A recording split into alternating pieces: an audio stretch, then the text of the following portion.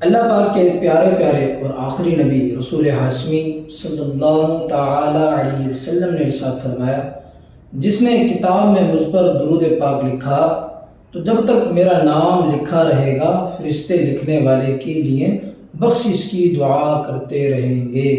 عجب کرم ہے کہ خود مجرموں کے حامی گناہ گاروں کی بخشش کرانے آئے۔ وہ پرچہ جس میں لکھا تھا درود اس نے کبھی، یہ اس سے اس کی نیکیاں بڑھانے آئے۔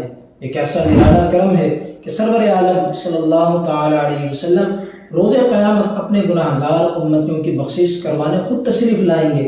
ایک اور روایت کے مطابق ایک شخص نے دنیا میں ایک کاغذ پر درود لکھا ہوگا، سرور عالم صلی اللہ تعالی علیہ وسلم اس کا یہ لکھا ہوا درود پاک اس کی نیکیوں والے پلڑے میں رکھ دیں گے، جس کی برکت سے نیکیوں کا پلڑا وزنی ہو جائے گا اور اس گناہ گار کو بخش دیا جائے گا۔